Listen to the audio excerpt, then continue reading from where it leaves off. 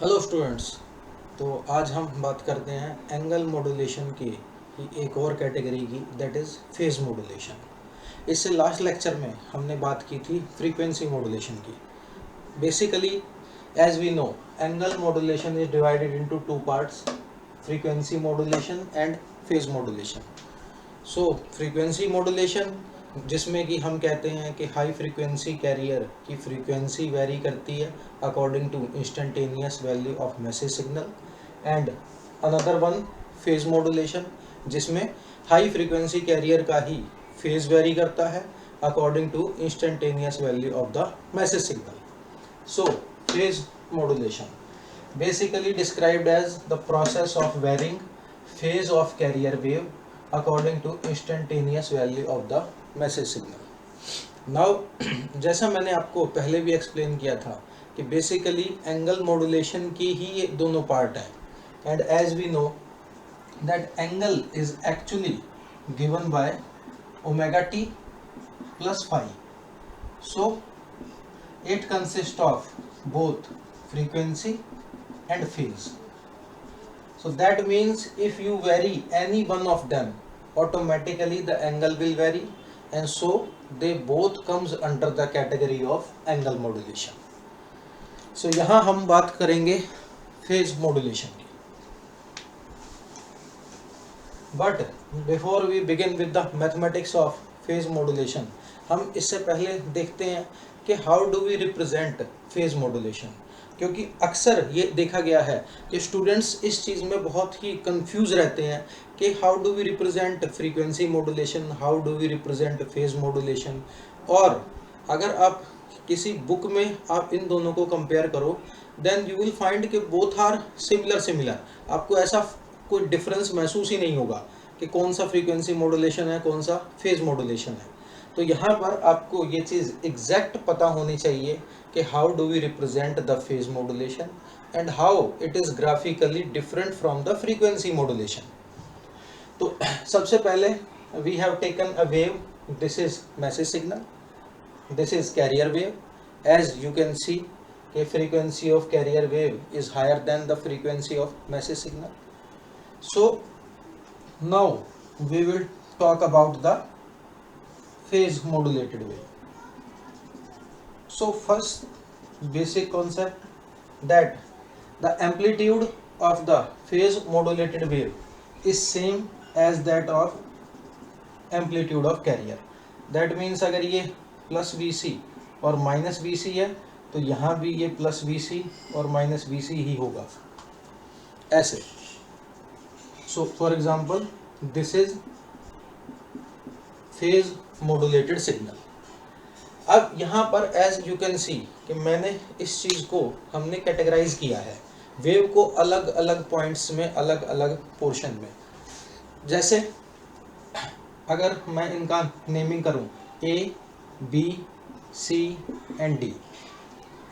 So from A to A, sorry from zero to A message signal है ही नहीं, so no modulation at all. तो इस portion के लिए you will get the carrier wave as it is. जैसे यहाँ है वैसे की वैसे आ जाएगी आपके पास. अब यहाँ पर आपको देखो सबसे बड़ा डिफरेंस क्या है. फ्रीक्वेंसी मॉड्यूलेशन में हम किस चीज़ पर कंसंट्रेट करते थे कि कहाँ मैसेज सिग्नल पॉजिटिव है और इंक्रीज कर रहा है, और कहाँ मैसेज सिग्नल नेगेटिव है और डिक्रीज कर रहा है.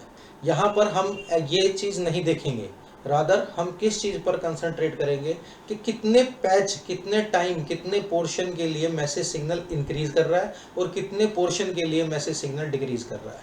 For example A to B message signal is increasing, तो that means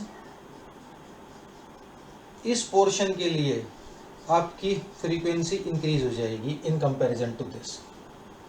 then B to C, although यहाँ पर मैसेज सिग्नल पॉजिटिव है और यहाँ पर मैसेज सिग्नल नेगेटिव है, but from B to C it is continuously decreasing. So that means from B to C frequency reduce कर जाएगी.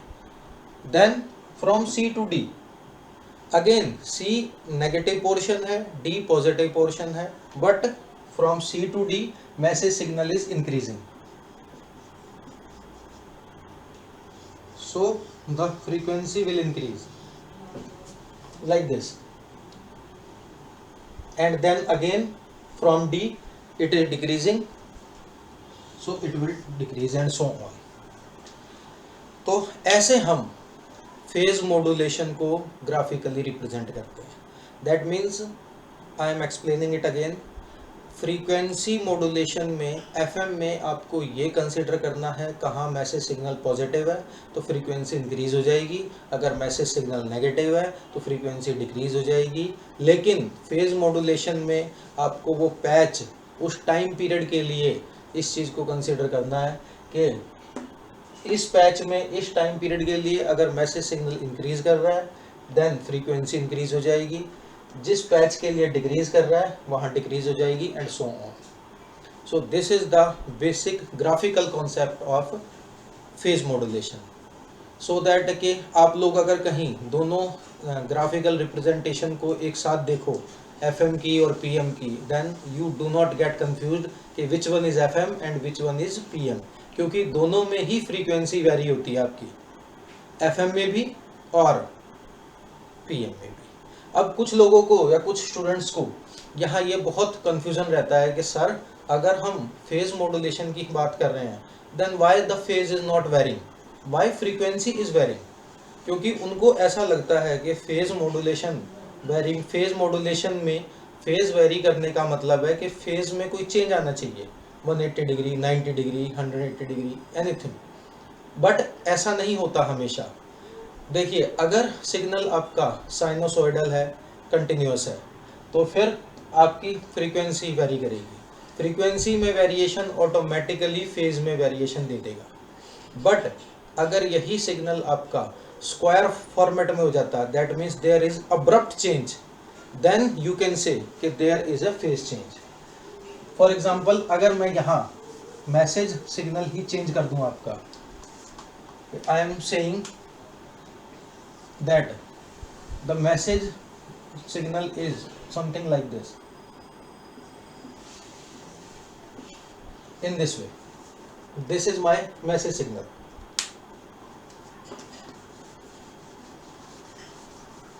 तो now look अब कैसे वेरिएशन आएगा, तो इस चीज़ का आपको एग्जैक्टली ये चीज़ आपके माइंड में क्लियर होनी चाहिए, क्योंकि बुक्स में देखोगे आप तो there is so much confusion कि किस में क्या है, कहाँ फ्रीक्वेंसी वेरी कर रही है, कहाँ फेज वेरी कर रहा है.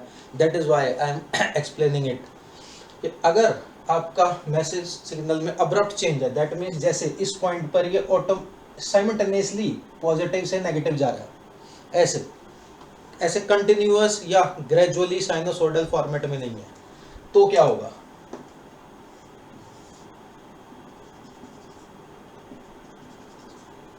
Amplitude is same.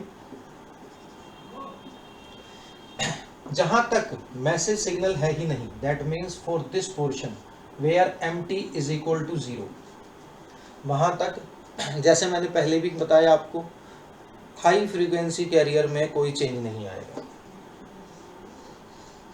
As it is.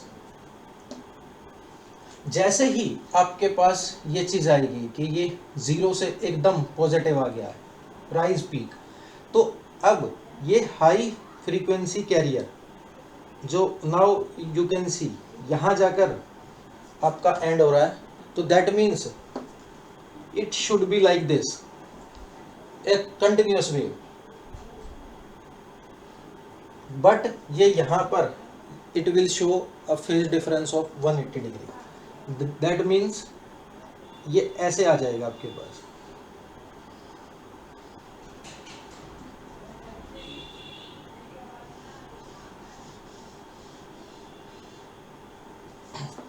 In this way. और फिर नेक्स्ट जहाँ पर आपका एकदम पॉजिटिव से नेगेटिव मैसेज चेंज होगा, तो यहाँ पर आपका जो 180 डिग्री फेज चेंज आएगा, अनटिल दूसरा फेज चेंज नहीं होगा. तो एट दीज 2 पॉइंट्स, ये 2 पॉइंट है जिनका आपको ध्यान रखना है कि जहाँ पर आपका फेज एकदम से चेंज होगा 180 डिग्री। और ये क्यों हो रहा है? क्योंकि आपका जो मैसेज सिग्नल है वो अब्रप्टली पॉजिटिव से नेगेटिव जा रहा है, या मैं अगर सीधी भाषा में कहूँ, किसी लेमन लैंग्वेज में कहूँ, तो यू कैन से it is crossing the axis. तो जहाँ भी मैसेज सिग्नल ऐसे एक्सिस को क्रॉस करेगा अब्रप्टली, वहीं आपका 180 डिग्री फेज शिफ्ट दिखाई देगा आपको। एक चीज़ जो स्टूडेंट्स इसमें हमेशा ध्यान रखना, जिसमें अक्सर कंफ्यूज हो जाते हैं student, frequency is not going to change. इसकी frequency exactly high frequency carrier की फ्रीक्वेंसी है, इसमें फ्रीक्वेंसी में कोई वेरिएशन नहीं है, सिर्फ वेरिएशन आपका फेज में है। तो दैट मीन्स अगर मैसेज सिग्नल ऐसा है स्क्वायर शेप और abrupt change, then phase change दिखाई देगा, नो चेंज इन फ्रीक्वेंसी। और अगर मैसेज आपका साइनोसॉइडल है, then there is a change in frequency, no sudden change in phase. All right, तो I think I am clear about this कि आपको कैसे पता करना है कि फेज मॉड्यूलेशन में कहाँ फ्रीक्वेंसी चेंज होगी और कहाँ फेज चेंज होगा। नाउ लुक, अब इसके थोड़े से मैथमेटिकल कॉन्सेप्ट पर आते हैं। Basically phase is represented like this, phi is equal to phi c plus kp mt। Obviously एक ऐसी equation which is depending on the message mt। phi is instantaneous phase, phi c is carrier phase, kp stand for phase deviation constant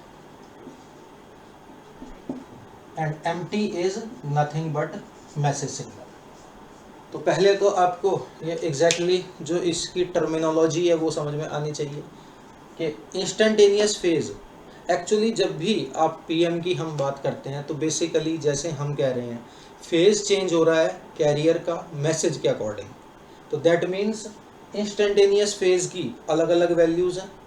और वो कैसे आ रही है? Career का phase जो constant है उसमें हमारे पास phase deviation constant into empty, that means directly proportional constant into message apply हो गया यहाँ से।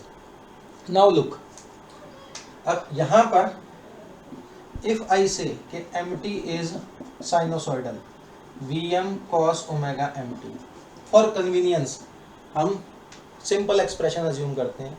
और जैसा कि मैं पहले भी कई बार आपको बता चुका हूँ, we can take cos, we can take sine, it does not matter at all. But क्योंकि standard books generally cos prefer करती हैं यहाँ पर, तो इसीलिए हम भी कॉस यूज़ करते हैं। तो जैसे ही आप इसको सब्सटीट्यूट करोगे इसमें, you will get phi c plus K P V M into cos omega mt। ये एक्सप्रेशन आपका ऐसे आ गया।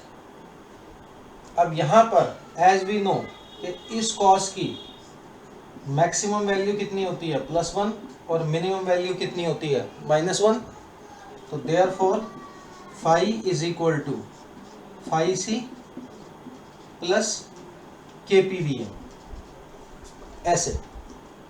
और ये जो kpvm वाला पोर्शन है, of course plus and minus both, because it can take plus and minus both value. तो ये जो kpvm वाला पोर्शन है, this kpvm is phase deviation constant delta p और maximum phase deviation. So therefore expression wise is we have phi is equal to phi c plus minus delta p ऐसे आ गया। जहाँ पर कि आई कैन से कि phi p is phase deviation constant, और जो फेज डेविएशन है उसकी मैक्सिमम वैल्यू मेरे पास कितनी जा रही है kp into V M. Therefore I can say कि delta p has a maximum value kp V M. तो अगर कहीं आपको ये पूछा जाए आपसे, या आपको ये कहीं यूज़ करना हो कि मैक्सिमम फेज डेविएशन की वैल्यू क्या होती है, so that is kp V M, where kp is phase deviation constant and Vm stand for message signal amplitude. All right. Now we will talk about the mathematical equation of phase modulation. That means how do we represent phase modulation mathematically, and we will begin with the same basic equation जो हमने अभी use की है. That means I can say as phi is equal to phi c plus kpmt. This is the equation of phi. Phi is equal to phi c plus kp into mt.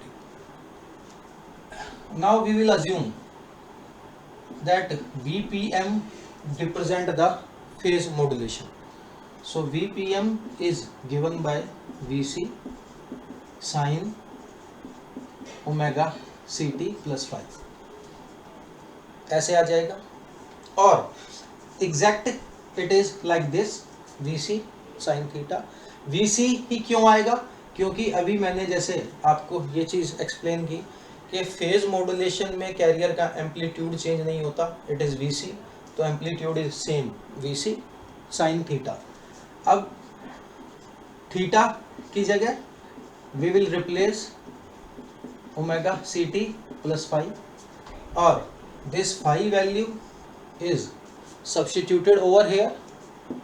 Therefore Vpm is Vc sin omega ct plus phi c plus kpmt. और यहाँ पर अपनी convenience के लिए हम क्या करते हैं, इनिशियल फेज और कैरियर फेज ज़ीरो ले लेते हैं. कि for example we will assume phi c is equal to 0. Therefore the equation becomes Vc sin omega ct plus kpmt. This is the basic equation of phase modulation. तो एक equation तो हमारे पास आ गई है, Vpm Vc sin omega ct kpmt. This phase modulation की equation. जब हमें ये नहीं पता कि what is the value of mt, that means mt can be any message signal. और अगर मैं यहाँ पर इसको थोड़ा एलोबरेट करूँ कि suppose mt is vm cos omega mt, कि हमने ये अज्यूम कर लिया कि mt ये है, तो we will substitute over here. तो जैसे ही आप इसको सब्स्टिट्यूट करेंगे यहाँ पर, ये आ जाएगा omega C T K P V M cos omega M T. ऐसे आ गया. एंड अभी हमने देखा कि के पी इंटू वी एम हमारे पास क्या था, maximum phase deviation delta P. और इसको एक और चीज़ से डिनोट किया जाता है या रिप्रेजेंट किया जाता है, that is modulation index for phase modulation. तो जैसे ही आपने इसको यहाँ सब्स्टिट्यूट किया, दूसरी स्टैंडर्ड इक्वेशन हमारे पास साइनोसॉइडल सिग्नल के लिए क्या ऑब्टेन हो जाएगी, M P cos omega M T. This. तो ये दो बेसिक इक्वेशंस हैं हमारे पास जो फेज मॉड्यूलेशन के लिए यूज़ होती हैं. एक ये, if we do not know the value of M T, अगर एम टी हमारे पास कॉस या साइन की फॉर्मेट में है, then this is the second equation, omega C T plus M P cos omega M T. तो here we can say that M P is K P into V M which is also equal to delta P. तो phase modulation के लिए एक तो आपको ये चीज़ याद रखनी है कि मॉड्यूलेशन इंडेक्स एंड जो फेज डेविएशन है ये दोनों एग्जैक्टली सेम वैल्यू होती है इनकी, that is K P into V M. M P stand for, M P is modulation index